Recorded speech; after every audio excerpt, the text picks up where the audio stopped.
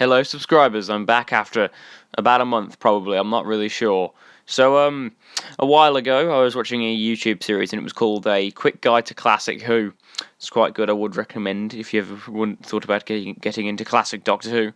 But the guy bloody hated classic Who, so New Who even. So he's never making this. So fuck it, I'll do it. So this video is just going to be, a quick explanation of Doctor Who in case you're interested, or if you just want to refresh a course, I guess.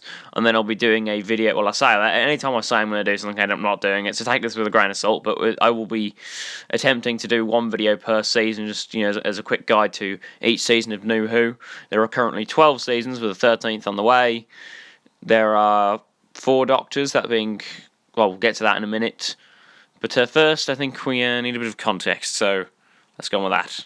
Doctor Who began in 1963 with William Hartnell in the role of the Doctor. Later on, in 1966, because William Hartnell was a very ill man, they recast him with Patrick Troughton, and then 3 years later he wanted to leave, so they introduced Jon Pertwee as the 3rd Doctor, and by that point they were just like, fuck it, the Doctor can just change his face every time he's about to die. So that went on for a while until the 7th Doctor in 1989, when the show was unfortunately cancelled, the 7th Doctor being played by Sylvester McCoy. But all hope was not lost, for in 1996, the Doctor Who movie came out, starring Paul McGann as the 8th Doctor, but that didn't do too well. So, yeah, I mean, Paul McGann is my favourite Doctor, and I definitely want to do a video on him at some point. But, yeah, he's that's classic Who, the first 8 Doctors. And then during 2005, Russell T Davies, who is probably most famous for Doctor Who, actually decided to bring back the show, and well, in this time, instead of bringing back Paul McGann, we just had a new Doctor. New Who is a continuation of the old show, but you don't have to have watched it to get new Doctor Who. Anyway, Doctor Who is the story of the Doctor, an alien who has a time machine called the TARDIS, which is bigger on the inside.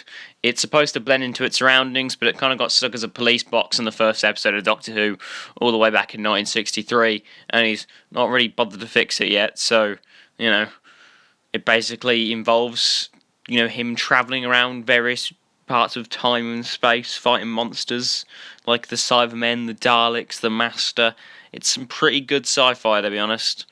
And I was about to say I would recommend, but obviously I'd recommend. That's why I'm making a fucking video series on it. Also, because of the way I've inserted this in between 2 clips I'd already recorded, later in this video I'm going to say, oh, I haven't talked about Doctor Who yet, but what it's actually about, but I have, so ignore that bit. Anyway, on to the actual Doctors. So, the first Doctor to show up in New Who, it's just called Doctor Who, by the way. Don't go searching for New Who on Netflix, you won't find it. Instead of, starting off with the 8th Doctor from the movie back in 1996, he wanted a fresh start, so we had Doctor Number 9, Christopher Eccleston, who unfortunately only was the Doctor for the year 2005, because due to creative differences, he left after only 1 season. This is the very much PTSD Doctor, is how you would describe him. Look, he's quite happy, but, he is prone to a bit of PTSD-ness. I don't really know. Obviously, that's not a word, but, he's an interesting character, the point is. And he's one of my favourites. This era of the show introduced the 9th Doctor, Captain Jack Harkness, who we'll talk more about later, the psychic paper, which allowed him to make up any credentials he needed for anything, and right at the end of the era, the 10th Doctor. Speaking of the 10th Doctor was played by David Tennant, who is arguably the most iconic Doctor. It's certainly either him or the 4th Doctor, Tom Baker. Those are the ones you think of when you think Doctor Who. I guess if you ask anyone in my generation or younger, they'd say it'd be David Tennant, but anyone older than me, it'd be Tom Baker. I don't know. But anyway, this one was kind of more, not childish, but more of a odd Doctor, I guess. He could be a bit wacky, but also if you pissed him off, he still had that whole PTSD thing going on. He could get very dark and angry. But this era was definitely the most popular of the New Who era. This had significant, no one watches Doctor anymore, no one gives a shit anymore in the new era that we have, but David Tennant's era, fucking everyone and their mom was watching it. It was some popular shit, is the point. So This Doctor lasted from 2005 all the way up to 2010. Well, January 1st, so not exactly far into 2010, but he lasted from Series 2 until Series 4, and then he did some specials in between 2008 and 2010 as a sort of goodbye to his character. His era introduced the Weeping Angels, probably the only iconic monster from New Who. They've been used quite a lot in it. River Song, who would go on to be an important part in the next Doctor's era, but we'll talk about that more in later videos. And obviously, right at the tail end of his era, we got Matt Smith, the 11th Doctor. Speaking of him, Matt Smith played the role of the Doctor from 2010 all the way up to 2013. He was the Doctor for Series 5, 6, 7, and then the 50th anniversary special, and then another Christmas special after that, because they do annual Christmas specials, except during the 13th Doctor's era, which we haven't got any in, which is kind of disappointing. But anyway, this Doctor was very mentally unstable. Every Doctor kind of has that first episode where they're a bit nuts because they've just regenerated, but he kind of never stopped doing that. He's a very madman. A madman with a box, as he's often described. But also he's a bit of a old man in a young man's body kind of thing, because he's over 900 at this point, so you definitely get that vibe from him. This Doctor introduced, well, not this Doctor, this era introduced the Silence, which are one of the better New Who monsters. Probably not, wouldn't say iconic like the Weeping Angels, but still I quite like them. Then there was the character played by John Hurt, which I won't talk about until we get to that video, but he's certainly important. And then obviously the 12th Doctor, played by Peter Capaldi. Anyway, speaking of him, Peter Capaldi is the second to latest actor to portray the Doctor. He is the 12th incarnation. He played him from 2014 up until 2017, from Series 8 through 10. This is a very different Doctor from what we've got in the first three of the New Who seasons, as this one, instead of being a young man always falling in love with his companions and the like, he's a very old man. His main thing is trying to be a hero, because this one really isn't perfect. He wants to be good, but he struggles with it.